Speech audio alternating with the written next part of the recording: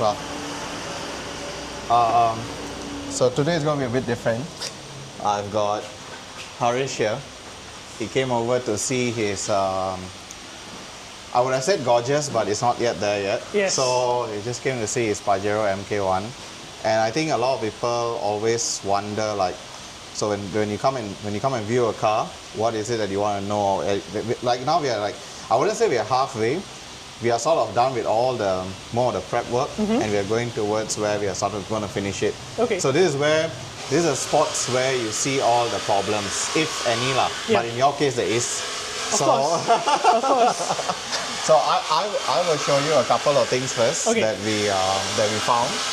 So we used about 45 kg, 50 kg of dry ice to blast, and I mean you wouldn't remember because I don't know if you came while there was multiple layers of grime on it. The cake, right? The cake, yeah. Yes. So right now you're down to bare metal. Okay. Okay, you're basically down to bare metal. Chassis wise, frame wise, she's good. Okay. Okay, and that's priority lah. That's normally the key. Yep. However, body wise, you do have Some holes.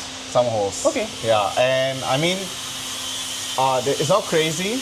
It's sort of expected. But again, if we didn't blast, because even this was caked up, we wouldn't. This was caked up. Yeah, everything was caked. Wow. There was nothing exposed. So I have like before pictures of how it was. There was nothing that you could see.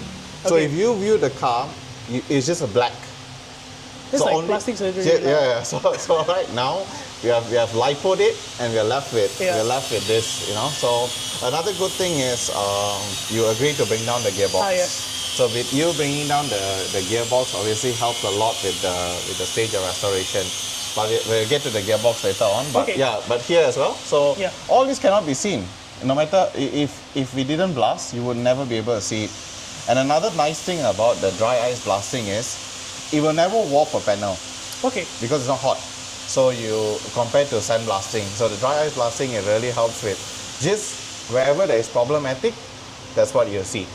So it means anyone, even if anyone would have inspected it the way it was prior, with all of the cake, you would have never seen correct. it. Correct. So don't take it hard on. You know you were quite hard on yourself where you said you wish you could have seen. Yes. But one thing you could have seen is welded on side steps. Yeah. You know, sometimes you got beer goggles. No. Okay, I get it. So the side step wise, it was the side steps are there. Yeah. So anyway, full blown welded on. We cut it off.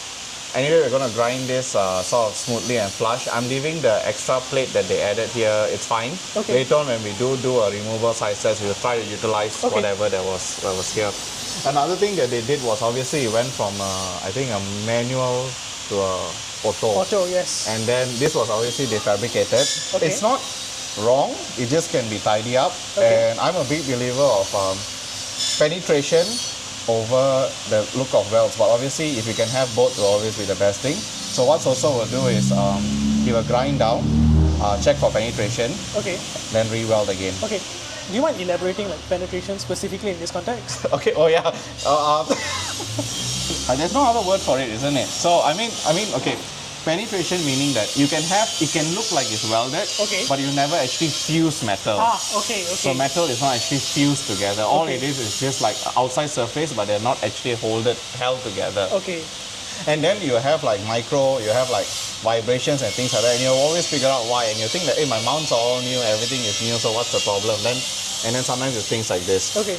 In this case, I think it's welded. It is fused together. But we can tidy it up just to bring it better. We will be replacing the flywheel oil seal as well. Okay. Because since the gearbox is down anyway. But keep in mind, obviously, you have leaks from other places, which we will get to it when we get to it lah. Okay. Side-wise, you can see a lot. It took a lot of beating over the years. But this is not our priority lah. This is not something we are looking at. And even it can be something we look at when we do body. So that's how the case is. And then wiring wise, so if you see here, so this is the connection to your gearbox. Okay. So one thing we did notice was you did have an issue with fourth gear. You actually had no fourth gear. I'm very sure you never had fourth gear. Your entire it's impossible throughout your ownership you had fourth gear. Like I was choking at some point. Yeah. So there was no fourth gear because the solenoid was gone on the gearbox. Okay. Okay. Kick down cable, which is this. So kick-down cable is something, so this is brand new lah. This is brand new original Mitsubishi. Okay. So kick-down cable is already part of the process of building. Kick-down cable is something when you put your foot down, it's supposed to drop gear. So you never had that. Okay. You had the cable, but it was not connected properly. Okay. So it's gone to shits lah. So, Okay. so yeah, that is that. And obviously these are some of your old bits and whatnot. The hardest thing for us was, the one thing we fought so much was your lower arm bush. Okay. Because it had never been replaced. I think so spent like what, half an hour, setengah jam, satu side keluar. Sorry. half an hour. I'll buy you a beer, I promise. Yeah, yeah, beer will satisfy him. Yeah. So he took like half an hour just for one side to remove. But after because this, why? it ceased. Okay. It ceased because it's so badly worn, Okay. but it was never replaced. Okay. So the metal casing outside just seized with the housing itself. So they had to cut and grind and finally push it off. Now smoothen it back out. We'll be using Super Pro and all this, Okay. Super Pro and Pajero. So after this, you won't have an issue So all anymore. of those parts are not in yet, right? Of Yeah, course. they're over there. Yeah. They're back of my car. I will get to it then. But is there anything else you need to know about your base or the bottom of your vehicle? I think the key thing for me was just to kind of understand, like, okay, I wouldn't say it was a lemon, but it was. it's not. It was like it took a beating lah. It took Okay, a beating, and over that's the something. years. I think that's something I realized after purchasing it, of course. Okay. That maybe it's a little bit of a it requires a lot of like fillers and all of these things Okay. to fix itself. I guess now that you've completely like at least Stripped it bare. right? Yeah. I wouldn't say like, okay, in comparison, because that doesn't matter to me whatsoever, but like, do you think this is a good enough base for us to do what we aim to do with this car, which is the long-term vision of Okay, it? I'm gonna ask you what you want to do with the car because others don't know what Okay. you want to do with the car. So Yeah. what is it that you want this car to So I think achieve? for me personally is I wanna make this car a highway cruiser, Okay. like 95% highway driving, Okay. 5% Some wheeling lah. Some wheeling. Like if I want to go to the beach and surf, Yeah. or like park my car, put a tent out, chill out, have a few beers, and then Yeah. get someone else to drive because don't drive when you're drinking. PSA. But yeah, Yeah. effectively, I want to be able to drive it on the highway. Okay. I want to modernize it in that sense, in Okay. the sense of reliability. I don't expect it to break a land speed record. Okay. Ideally, if it can run at highway speeds, as ideally it should with the powertrain and the Okay. size, the smaller size. I kind of want just a car that looks and feels the way it did in the 80s or the 90s, Okay. but slightly updated for what it is Okay. now. And who would have been your base of comparison in the builds that you have seen me do? Which one would you want to try to emulate or I think come similar? I mean, ideally, because most of the references are either like really insane, which I Yeah. don't intend to do with this car. Okay. But I think like a Shukri is a good reference The point. LC2. So the Yes. short wheelbase LC2, Yes. yeah. I think that's Shukri's car. obviously his car is like Yes, Yes. exactly. So he Right. got a very Yeah. nice base, and he knows it. Yeah. Yeah. So Shukri's base is very nice. It's actually back for engine work as well. So nice. it's already on the stage 3. So, but Shukri's car is really nice base. But to answer your question, yeah. your base is good. Like I Okay. told you, frame-wise reference points. So these are all reference points. Yeah. This to this to this. So we have a tool where we measure referencing and everything, and you are straight. Okay. So that's to me a very good base. Yeah. Chassis always supersedes everything for Okay. me. When you have a leather frame. Yeah. So this was an addition, but it's fine. It's something that we can work around and Yeah. get it done. They also did not modify the engine mounts, which on the chassis side, which is good. Okay. What they did was do it on the engine side, which is something we would have to get to because it's sort of welded with. I mean, it's not the best looking one. Like Okay. if you look at it, you can see it's how it's stacked on. Oh gee. Yeah. So that's something. But you have to keep in mind they Yeah. never touch the chassis, Which is a good which is a very good thing. Okay. So that's all good. And silver linings lah. Huh? yeah, you have to look at that, Yeah. man. I mean, it is a what is it? 30 years old. 30-year-old car. Yeah. It is what it is. So short story, she's a perfect base to do it. Okay. With the chassis being like that. There's obviously some TLC that needs to go into the body. Yeah. Because the bottom side is already going to get there. You want to go and see the... Yeah, that'd be lovely.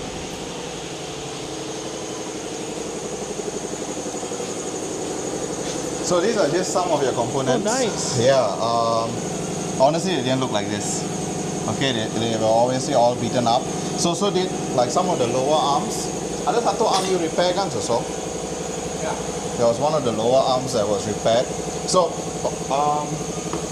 people will say like, oh, why not you just like replace the entire arm? One, stock availability, whether can you even get it? Second, can you get an original arm? So these are all original arms. And normally this is not where the wear and tear happens. The wear and tear happens to the components that go on it. Okay. So the bushes, the ball joints, which will all be replaced anyway. Yeah. So that's all running new. Suspension components, everything new. We're going back to the stock format of the shackle. Yep. Not the one that you're running before. Yes. We're going back to that. Even all the exhaust shield has been zinc coated.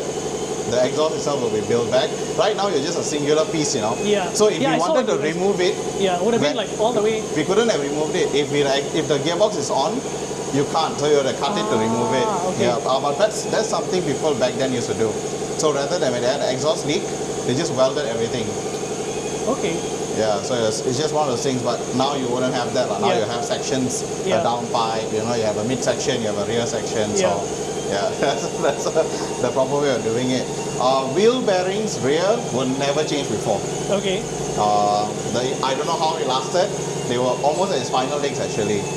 So it what is catastrophe when that happens? Like your when wheel comes off because it's what we call it. Okay, full floaters don't share the load. The axle load doesn't share with the hub.